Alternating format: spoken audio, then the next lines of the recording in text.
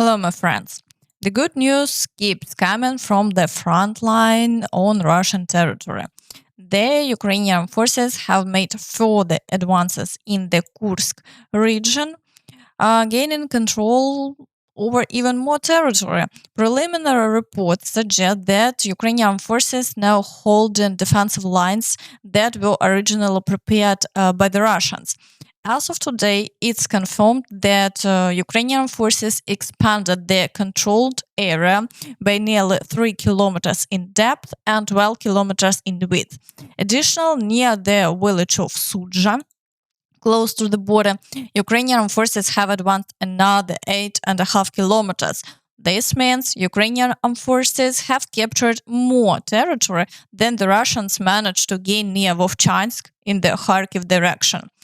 Even Russian media are openly acknowledging that they've lost control of over 350 square kilometers in the Kursk region. But that's not all. This is just the 100% confirmed information we see on the map. In fact, the Ukrainian armed forces are already in the town of Sudzha. Local residents are reporting that the Ukrainian flag is already flying in the town center and the area is in ruins. And one Russian resident even said, Суджа, установка. Был только что в центре. Короче, все более-менее целое. Прокуратура разъебана. На город администрации висит укроповский флаг, украинский флаг. Военных много, техника. Я думал сфотографировать им, короче. Звал меня. Военный проверил документы. Мне не грубил, ничего. Сказал, что нельзя снимать. Я говорю, что нам делать теперь?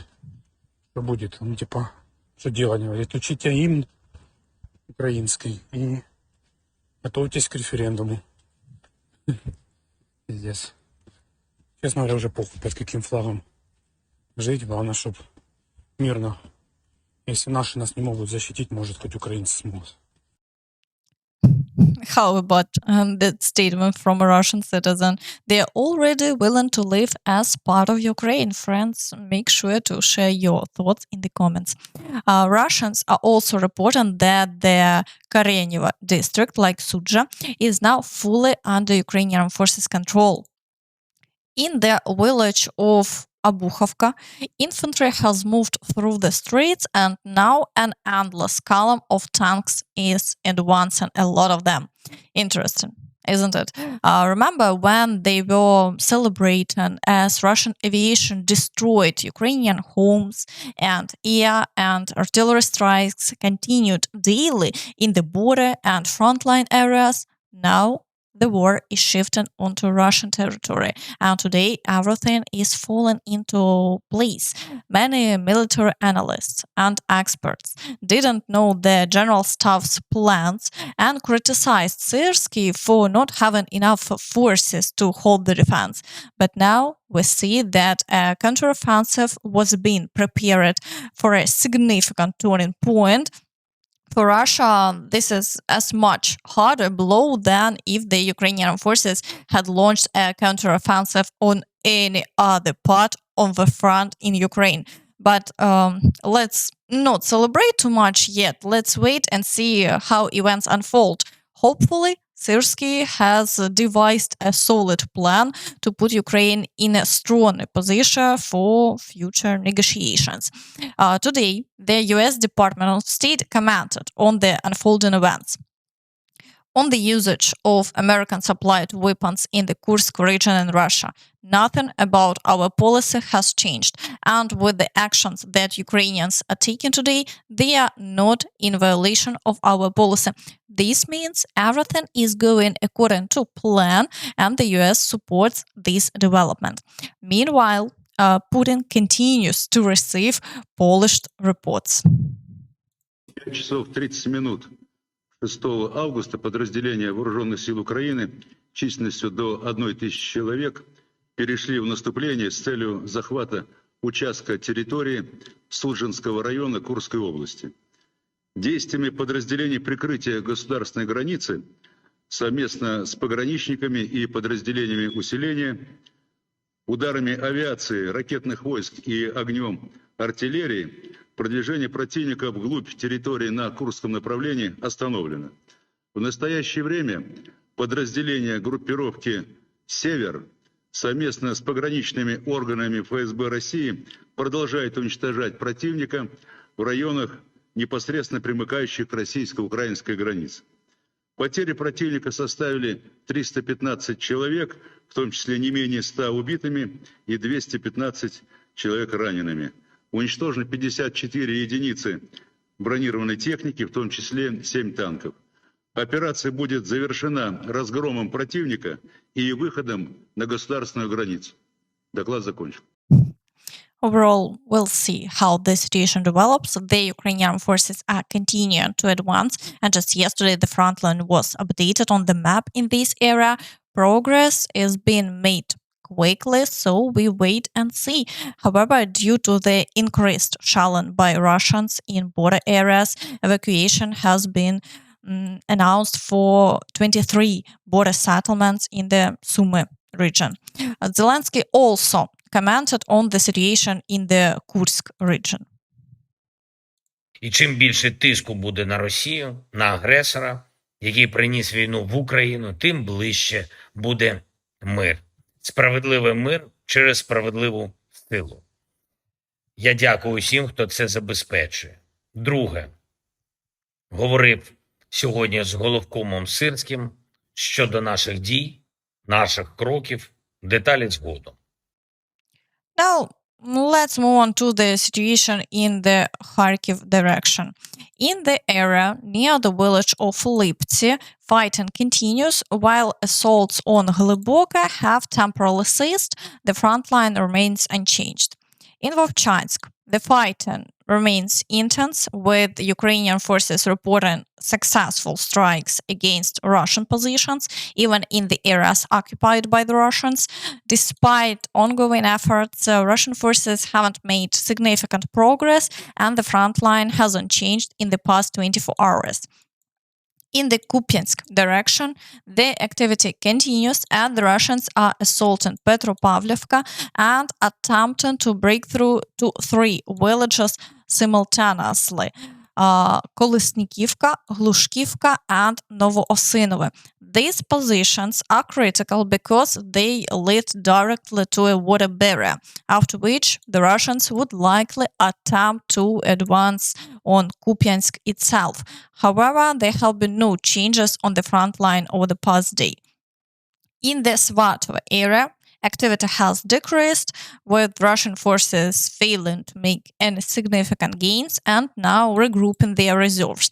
It seems that the overall activity along the front line might decrease as Russia redirects many of its reserves to the Kursk region. South of Svatove, fighting continues around the village of Makiivka, but there have been no changes in the front line. In the direction of Kreminna, the Russians are assaulting Nevske, Terny, and Torske, while battles in the Serebryanka forestry are ongoing. However, the Ukrainian forces continue to successfully repel these attacks, and the front line remains unchanged. Meanwhile, Russian forces persist in shelling Liman, with strikes reported almost daily. In the Siversk direction, Russian forces are assaulting Bilogorivka, Verkhnyokamyanske, Spirne, Ivanodaryevka, Vyimka, and Pereyizne. In the direction of Chasiv Yar, the Russians continue to push through the city, attempting to establish their positions. The Ukrainian forces are doing everything possible to destroy the advancing groups, but as reported by soldiers on the ground, it's not always possible to eliminate all the attackers. Survivors from each assault manage to entrench themselves, and with each wave, the number of attackers increases, allowing them to push further.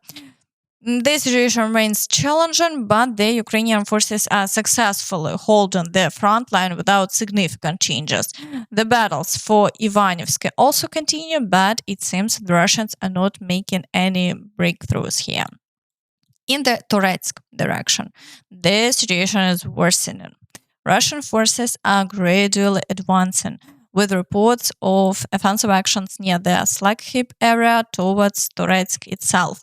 Additionally, assaults are ongoing in Pantelemonivka, while major assaults in New York haven't yet been reported, likely indicating that the Russians are bringing in fresh reserves.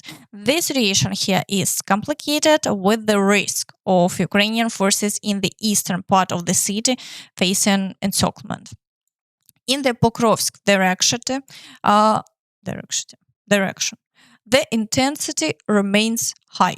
With up to 50 assaults per day, the Russians continue to shell Novoekonomichne, Mirnograd, and the Pokrovsk area.